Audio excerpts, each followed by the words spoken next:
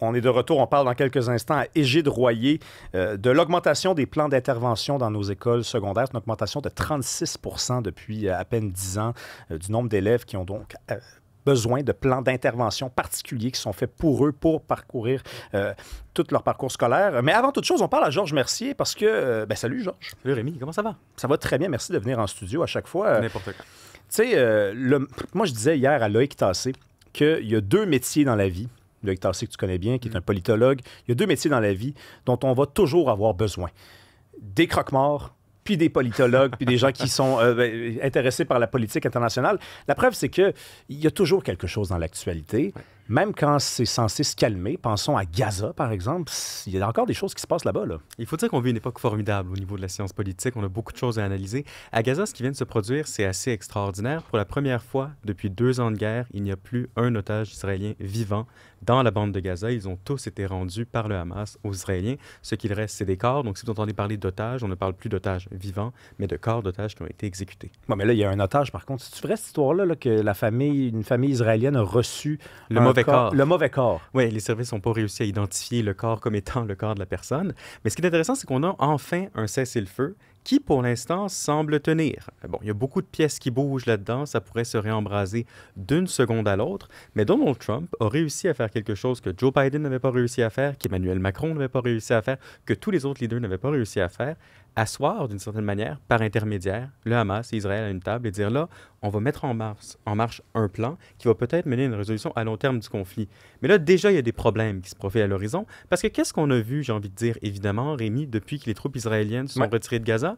Eh bien, le Hamas qui rentre dans Gaza, qui reprend le contrôle, qui exécute des collaborateurs de l'occupant israélien, selon eux. Et donc, est-ce que le Hamas va accepter de se désarmer? Si le Hamas n'accepte pas de se désarmer, comment est-ce que Donald Trump a dit on va les désarmer? Comment ça va fonctionner, ça, les désarmer? Et aujourd'hui, qu'est-ce qu'on apprenait?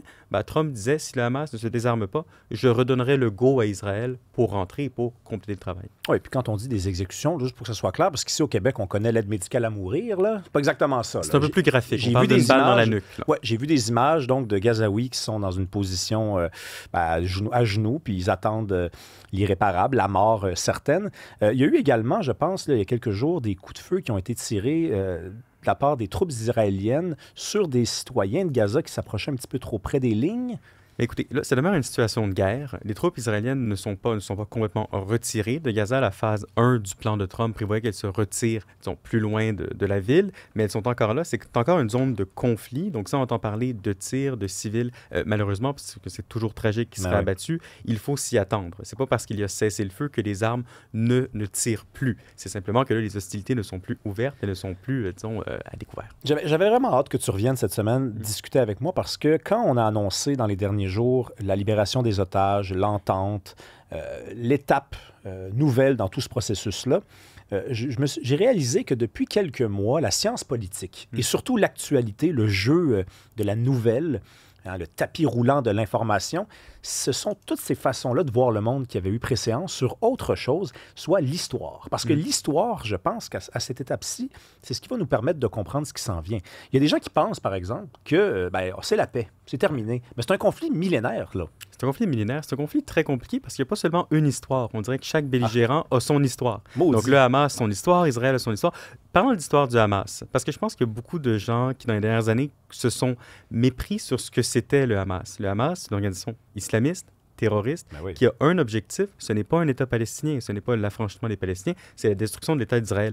Et tu sais quoi, dans les années 90, on a eu une période où le Hamas a perdu de son influence. En raison des accords d'Oslo, en raison qu'on avait presque une solution à 2 États. Qu'est-ce que le Hamas a fait pendant ce temps-là? Il a mordu son frein, il s'est réorganisé et petit à petit, avec l'aide de l'Iran notamment, ils sont revenus. En 2006, les Gazaouis les ont élus. À partir de 2006, le Hamas a supprimé toute dissidence dans la bande de Gaza jusqu'au 7 octobre 2023, aux conséquences qu'on connaît. Donc le Hamas, ce n'est pas une organisation qui a un très bon pédigré pour la paix. Cela étant dit, c'est le cas de le dire, là, ça. un autre groupe qui n'a pas un très bon pédigré pour la paix, c'est l'extrême droite israélienne. Et en ce moment, le gouvernement de Benjamin Netanyahou est encore tributaire ou est encore un peu contrôlé par des partis d'extrême droite. Dans les 12 prochains mois, il va y avoir une élection en Israël. Et ce qui pourrait déterminer la suite des choses, c'est qui l'emporte lors de l'élection. Parce que si Netanyahou reste au pouvoir, mais avec un gouvernement plus centriste, plus sensible aux revendications des Palestiniens, moins absolutiste que l'extrême droite, là, la mise en plan du plan Trump, bon, le plan Trump, c'est quoi? Un gouvernement technocratique à Gaza, une force de sécurité qui reste à préciser, le redéveloppement économique de la zone pour donner une chance aux Palestiniens de ne pas avoir envie du Hamas, en quelque sorte. Bon, si l'élection israélienne donne lieu à un gouvernement responsable, on pourrait voir ça. Mais si dans les 12 prochains mois, on élit un autre gouvernement en Israël qui donne une grande place à l'extrême droite, on va avoir une autre posture intransigeante envers les compromis nécessaires. Et l'histoire de ce conflit-là, elle embarquera dans une centaine d'années de plus. Ben non, mais c'est ça. Mais c'est juste pour que ça soit très clair pour tout le monde. C'est que, oui, c'est une bonne nouvelle ce qui est arrivé. Puis oui, c'est la meilleure nouvelle qu'on a pu entendre depuis 2 ans.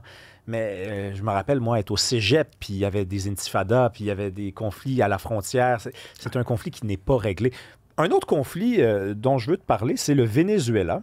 Et je vais te le demander en espagnol. ¿Qué pasó en Venezuela? Yo no sé. Yo no sé. Mais cela étant dit, au Venezuela, ce qui est intéressant, c'est qu'on a un conflit qui n'est pas encore un conflit. On est en guerre, mais on n'est pas en guerre. Depuis la fin de l'été, le gouvernement américain amasse des troupes, des navires, des avions, des systèmes militaires proches du Venezuela. On est rendu à 8 navires de guerre, plus de 10 000 troupes entre Porto Rico et les navires, des avions de reconnaissance, des bombardiers, des troupes d'unités spéciales. Et, depuis la fin de l'été, justement, qu'est-ce que les Américains font? Les militaires bombardent, font des frappes de missiles sur des bateaux de pêcheurs ou des bateaux qu'on accuse d'envoyer de la drogue aux États-Unis. La question qu'on doit se poser, c'est qu'est-ce qu'il y a derrière ça? Parce que d'une part, c'est pas clair qu'on a le droit de simplement tirer des gens des airs sans mandat international, sans justification légale. Donc, pourquoi ils le font? Deuxième élément, c'est quoi le endgame derrière? Et là, il faut revenir un peu en arrière. Dès la première administration Trump, et c'était vrai sous Biden, le régime au Venezuela de Nicolás Maduro est considéré comme un régime hors la loi, comme un régime qui ferait entrer de la drogue aux États-Unis, comme un régime qui doit partir.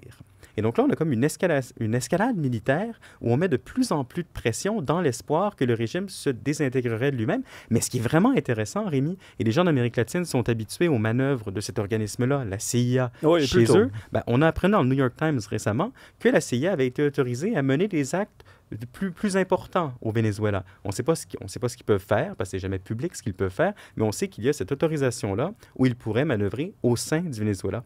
Dernier élément très important là-dessus. Vas-y. Qui a gagné le prix Nobel de la paix vendredi dernier? Ben, c'est une Vénézuélienne. C'est une Vénézuélienne qui s'oppose au régime de Nicolás Maduro et qui, surtout, a dédié son prix Nobel à Donald Trump. Ben oui, absolument. Puis ça aussi, c'est un conflit, tu sais, on peut penser que c'est né dans les dernières semaines, les derniers mois, mais Nicolás Maduro, c'était le dauphin de Hugo Chavez. Et Hugo Chavez, c'était un adversaire là, très important du régime états-unien, de tous les présidents qui se sont succédés du temps qu'il était président. Donc, hey, je suis content que tu nous parles de ce conflit-là, puis on va en reparler parce que j'ai l'impression qu'on n'en est pas sorti. Merci d'être venu, encore une fois. Merci à toi, Rémi. Bonne journée.